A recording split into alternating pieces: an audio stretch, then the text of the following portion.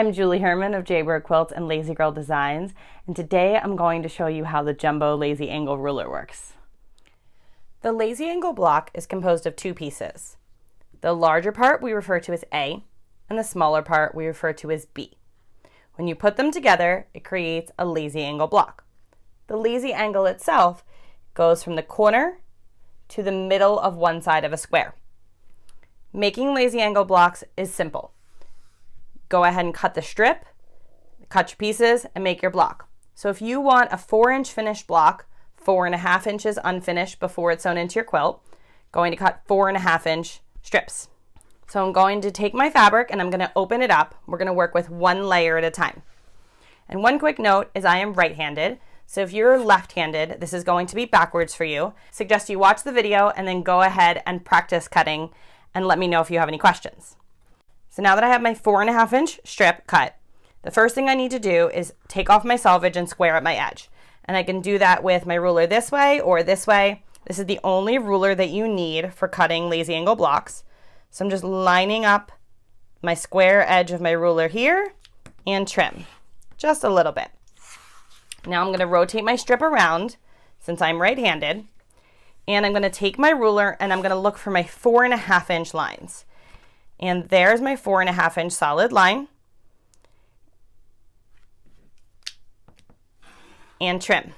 And then to get the next one, I'm simply going to rotate the ruler around, line it up again, the 4.5-inch solid line, and trim. One quick double check to yourself if you happen to be at the wrong line. If you don't have a solid line all the way around your piece, chances are you're in the wrong place. So double check that you have 4.5-inch at all your corners before you go ahead and cut.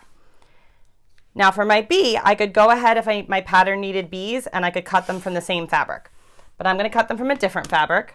So again, the first thing I'm going to do is square up the edge, flip that around, and now my B shape is right here.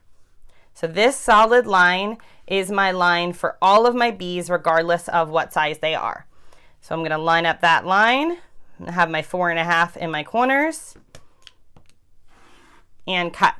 And now for my next piece, instead of rotating it as I did for the other shape, I'm going to flip my ruler over. I'm going to take my ruler and flip it so that I can't read the words jumbo lazy angle, but what I can still read is 4.5. There are numbers printed so that you can see them when you are looking at the ruler from the back. So I'm going to line it up here and cut. And I'd continue this process down the length of the strip, making as many blocks as I need. When cutting with the jumbo lazy angle ruler, there's no waste from cut to cut. There are many patterns that work with the jumbo lazy angle ruler, including beach ball, Rhapsody,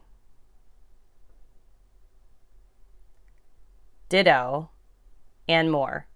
You can check out all the patterns on lazyangle.com. I hope you enjoyed this tutorial. If you did, please go ahead and like the video and leave a comment. And make sure you subscribe to the channel so you don't miss our upcoming sew-alongs. You also can sign up for those sew-alongs now in the caption below. See you again soon.